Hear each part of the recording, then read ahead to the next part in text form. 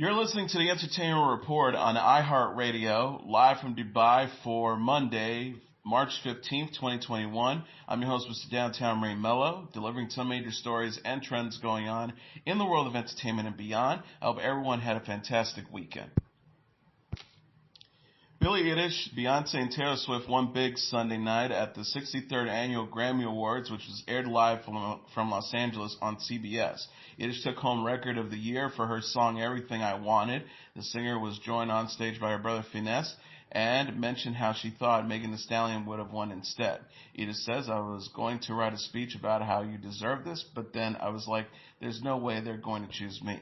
Black Parade by Beyoncé, Colors by Black Pumas, Rockstar by DaBaby featuring Roddy Ricch, Say So by Doja Cat, Don't Start Now by Dua Lipa, Circles by Post Malone, and Savage by Megan Thee Stallion featuring Beyoncé were also nominated for Record of the Year. Swift won Album of the Year for Folklore. The pop star was wearing a dress adorned with flowers and thanked her boyfriend Joe Allin and friends Blake Lively and Ryan Reynolds. Chilombo by Jhené Aiko, Black Pumas by the Black Pumas, Everyday Life by Coldplay, The Jessie Volume 3 by Jacob Collier, Women in Music Part 3 by Haim, Future Nostalgia by Dua Lipa, and Hollywood's Bleeding by Post Malone were also nominated for Album of the Year. Beyonce made history at the awards show after winning Best R&B Performance for Black Parade and Best Rap Song for appearing on Megan Thee Stallion's Savage. Beyonce now has more Grammy wins than any artist ever with 28. Beyonce said on stage while accepting the award for Best R&B Performance, "As an artist, I believe it's my job and our jobs to reflect the times, and it's been such a difficult time.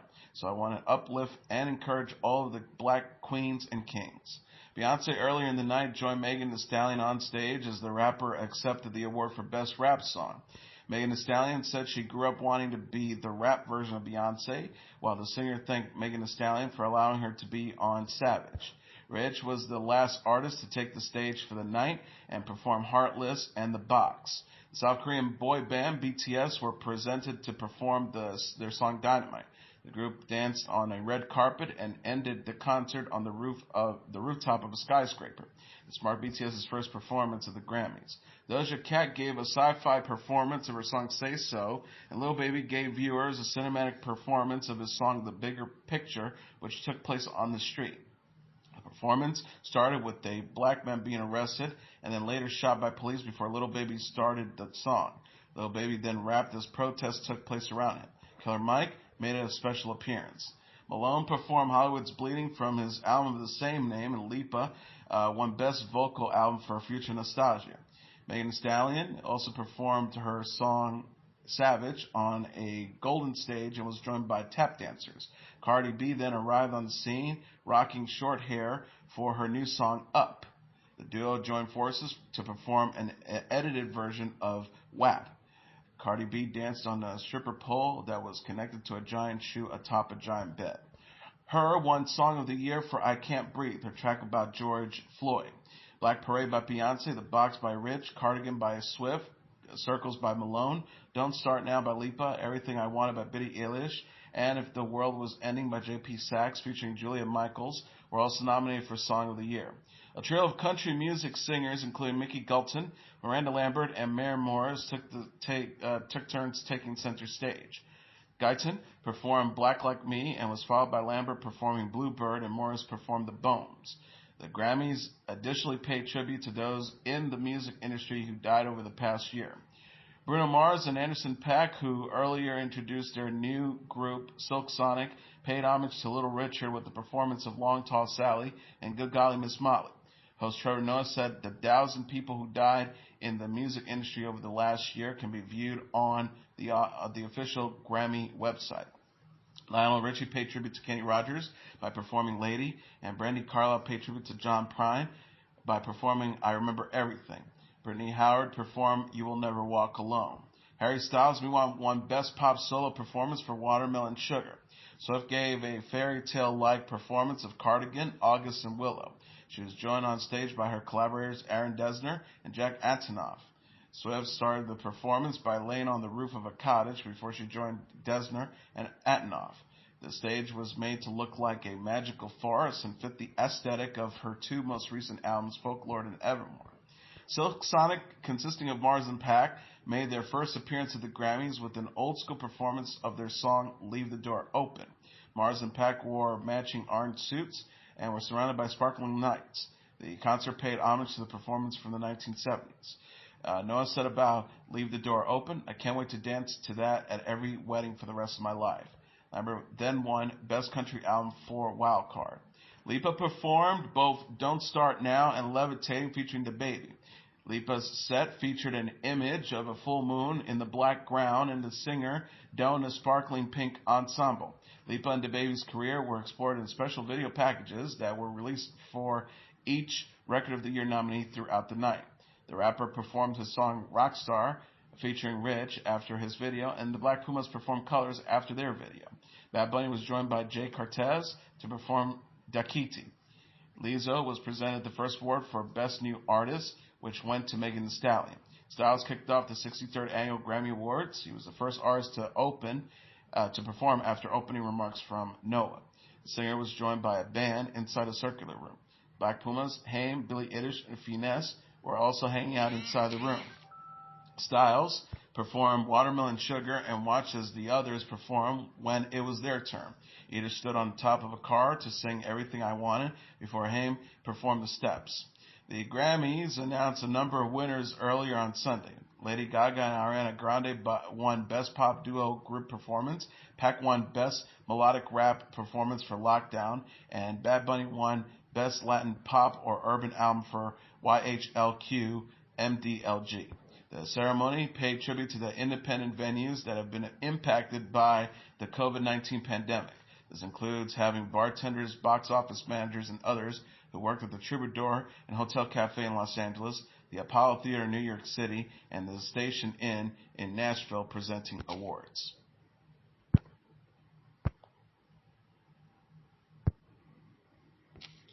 Raya director Matt Reeves announced on Twitter that he has finished filming his star-studded movie, The Batman. Reeves said Saturday, #last day, #The Batman. Cast member Jeffrey Wright also posted on Twitter, Gordon out for now, 1 year exactly after the shutdown, some ride. The film, starring Robert Pattinson as the titular superhero, is set for release on March 4th, 2022. Production was interrupted, and the release date was moved to several times due to the coronavirus pandemic. The ensemble also includes Zoe Kravitz as Catwoman, Colin Farrell as Penguin, Paul Dano as Riddler, and Andy Serkis as Alfred. HBO Max released a new trailer for its upcoming superhero ensemble picture, Zack Snyder's Justice League. The 2.5-minute preview debuted on Sunday. The synopsis reads, determined to ensure Superman's ultimate sacrifice was not in vain, Bruce Wayne aligns forces with Diana Prince with plans to recruit a team of metahumans to protect the world from approaching a threat of catastrophic proportions. Also, as the task proves more difficult than Bruce imagined, as each of the recruits must face the demons of their own past to transcend that will have held them back, allowing them to come together finally to form an unprecedented league of heroes. Now united is Batman, played by Ben Affleck, Wonder Woman, played by Gal Gadot, Aquaman, played by Jason Momoa, Cyborg, played by Ray Fisher, and The Flash, played by Ezra Miller. May be too late to save the planet from Steppenwolf, the Sad, and Darkseid, and their dreadful intentions. Set for release on the streaming service on Thursday, this is a new version of the 2017 Justice League movie, finished by filmmaker Joss Whedon after director Zack Snyder left the project following his daughter's death. The highest-grossing film of all time is once again Avatar, the 2009 sci-fi adventure directed by James Cameron, produced by John Landau. Avatar's global box office is estimated at $2.8 billion, while Marvel's Avengers Endgame, held by the Russo brothers with the 2019 release, has racked up $2.797 billion in receipts. Avatar unseated Endgame because it was re-released in China this week, with few new movies available to theaters due to the coronavirus pandemic. Marvel Studios tweeted Saturday, congratulations to at Jim Cameron and at John Landau and all the Navi Nation for reclaiming the box office crown. We love you 3000. The Russo brothers wrote in their own post, Passing the gauntlet back to you at Jim Cameron. Disney owns both Avatar and Endgame. The Apple original film Wolfwalkers is set for a New York theatrical run at the Angelica Film Center beginning Friday. The sneak in celebration of the film's Irish roots and Kilkenny's storyline. A special St. Patrick's Day sneak peek is also set for Wednesday, March 17th at the venue, according to a new release from the Cartoon Adventures representatives. New York City theaters reopened last week after nearly a year of being shut down due to the coronavirus pandemic. Wolfwalkers will be re-released in additional theaters in major North American markets later this month and in April. The film has been streaming on Apple TV since December, when it also got a limited theatrical run. Directed by Tom Moore and Ross Stewart, Wolfwalkers has been nominated for 10 Annie Awards and is expected to be nominated for Best Animated Film when Oscar nods are announced on Monday. The movie is set in the 17th century and follows a young British girl who goes to Ireland with her father to hunt the last wolf pack. The synopsis reads, while exploring the forbidden lands outside the city's walls, Robin befriends a free-spirited girl, Meb, a member of a mysterious tribe rumored to have the ability to transform into wolves by night. As they search for Meb's missing mother, Robin uncovers a secret that draws her further into the enchanted world of the Wolfwalkers and risks turning into the very thing her father is tasked to destroy. It features the voice talents of Honor Kanifsky, Eva Whittaker, Sean Bean, Simon McBurney, Tommy Tyrion, John Kenny, John Morton, and Maria Doyle Kennedy. G-Kids is a North American distributor for the film. It previously released Moore's Cartoon Saloon featuring The Secret of Kells and Songs of the Sea. Starz announced on Sunday it's ordered Season 7 of its time-traveling drama Outlander. A video for the cable network released online shows the costume cast taking turns reading aloud fan questions, all of which follow a similar theme. Will the show be renewed? Sam Heughan then recited an inquiry from his co-star Katrina Balfour, who supposedly wanted to know, am I coming back to work next year or can I have a bigger trailer? Heughan says, I'm afraid, Katrina, no, you can't have a bigger trailer. However, yes, you're coming back for Season 7.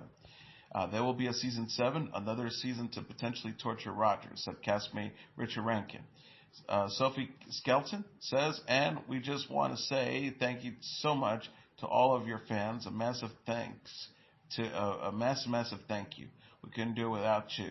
Balfour said, and we can't wait to continue the story with all of you. Rankin says, you want it, you got it. The series is based on Diana Gabaldon's fantasy novels and set in the 18th century.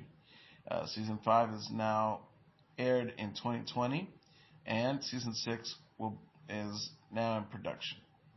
No premiere date for the new episodes have been announced yet.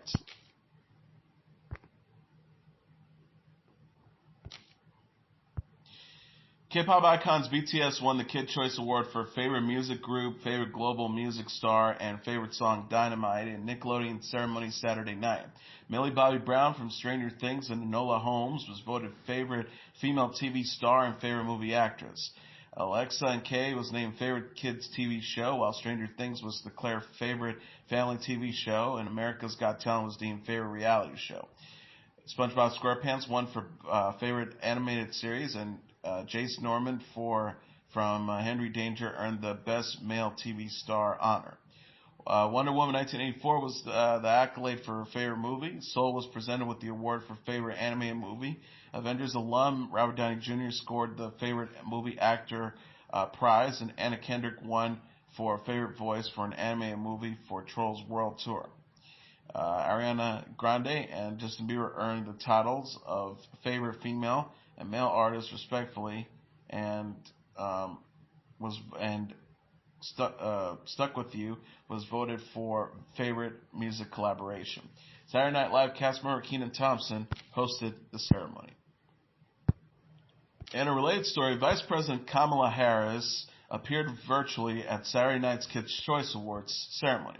Yesterday, actress and mother of three Jennifer Garner introduced Harris, who presented the show's Generation Change Award to all young people for their sacrifices and contributions during the past year amid the coronavirus pandemic. Harris says, "Thank you to the young leaders for being so incredible and for all that you do and will do. From social distancing to remote learning, you've been through a lot this year, but through it all, you young leaders have really stepped it up. You've worn your mask, you've helped your neighbors, your role models in this community. When I was young, my mother used to say, 'Kamala, don't just sit around and complain about things, do something about it.' Well, you are doing something about it. You are creating a better future for you, inspire me and President Biden to do every day.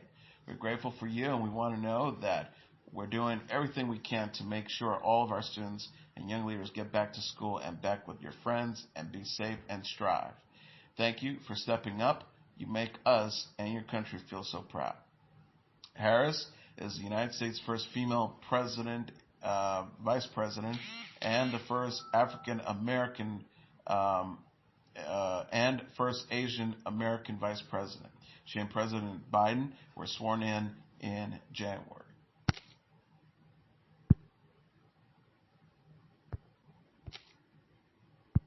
The Disney Channel has announced plans to air this summer an animated special called Descendants: The Royal Wedding. The show will follow the characters from the channel's three fairy tale themes: Descendants movie, which was released in 2015, 2017, and 2019. The Royal Wedding will see Dove Cameron return as Mal, Sophia Carlson as Eve, Boo Stewart as Jay, Mitchell Hope as Ben, Sarah Jeffrey as Audrey, Melanie Paxton as the fairy godmother, China Ann McClain as Uma, Jediah Goodacre as Chad, Anna Cathcart as Dizzy, Dan Payne as Beast, Bobby Monahan as Dude the Dog, and Cheyenne Jackson as Hades. Focus on the wedding of Mal, the daughter of the sorceress Maleficent, and Ben, the son of Belle and Beast. The channel said in a news release Friday, the absence of the character Carlos, played by the late Cameron Boyce, will be acknowledged in the storyline, and Boyce's memory will be honored in the telecast. Boyce, who played the son of Cruella de Vil in the franchise, died after an epileptic seizure in 2019 at the age of 20. YouTube star and cookbook author Rosanna Pasino is set to host the HBO Max competition series Baktopia. The 12-episode series is to premiere March 25th. Contestants will be given various baking challenges for a chance to win $10,000. Jennifer O'Connell, the Executive Vice President of Nonfiction and Live-Action Family Programming at HBO Max, said in a statement Friday, "Baktopia makes watching the craft of baking tasting treats almost as enjoyable as eating them. It was a major coup getting top food influencer Rosanna Pasino to do a baking show." Patrick J. Doody, whose credits include Nail It, serves as an executive producer and showrunner for Baktopia. ABC announced that Chris Harrison will not return as the host of the upcoming 17th season of The Bachelorette. Emmanuel Ochel replaced Harrison as the host of The Bachelor Season 25 after the Final Rose special, after Harrison said last week that he was temporarily stepping away from the franchise. The move followed the backlash Harrison sparked for defending Bachelor contestant Rachel Kirkconnell when she was blasted online, then apologized for old social media posts perceived by many as culturally insensitive. Season 25 starred Matt James as the dating competition show's first black bachelor. In an interview with Extra host Rachel Lindsay, who became the first black woman to be a bachelorette in 2017, Harrison asked for a little grace and a little understanding, a little compassion from the woke police for Concur. He later apologized after he was accused of being racist.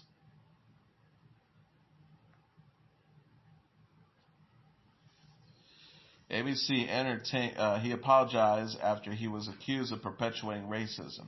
ABC Entertainment and Warner Horizon said in a joint statement to the Hollywood Reporter Friday, "We support Chris in the work that he is committed to doing. In his absence from Bachelorette's Taisha Adams and Caitlin Bristow, we'll support the new Bachelorette through next season.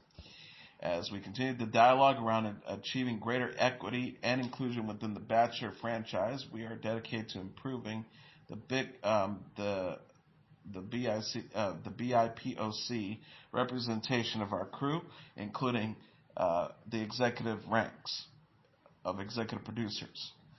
These are the important steps and affect fundamental change so that our franchise is a celebration of love that is reflected on our world. This will be the first time someone other than Harrison will host season, either The Bachelor or The Bachelorette, since the franchise, since the beginning.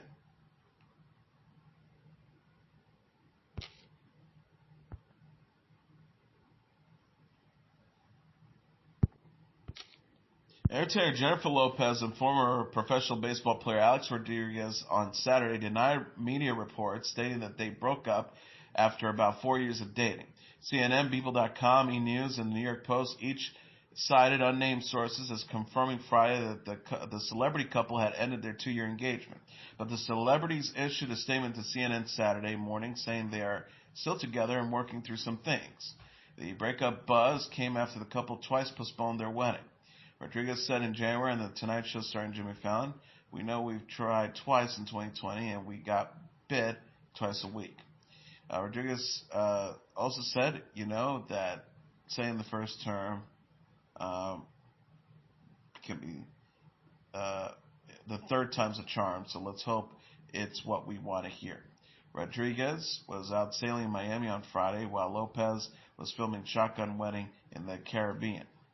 Lopez is divorced from Anja Noah, Chris Judd, and Mark Anthony. Anthony is the father of her 13-year-old twins. Rodriguez was married to Cynthia Curtis from 2000 to 2008. They are the parents of daughters 12 and 16.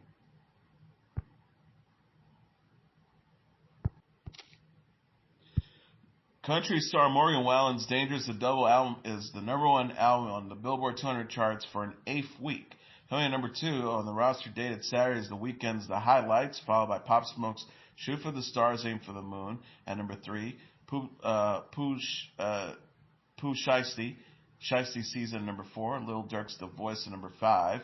Right at the top tier are Ariana Grande's Positions at number 6. Little Baby's My Turn at number 7. Dua Lipa's Future Nostalgia at number 8. Luke Combs' What You See Is What You Get at number 9. And Juice WRLD's Legends Has Never Died at number 10. Allin was dropped from his record label last month, and radio station announced that they would no longer play his music after he was seen and heard using a racial slur in the leaked video. The Academy of Country Music also said that Wallen was no longer eligible to be nominated for the 2021 ACM Awards. Wallen, who won the ACM Awards for New Male Artist of the Year in 2020, has apologized for the offensive language he used while out with his friends.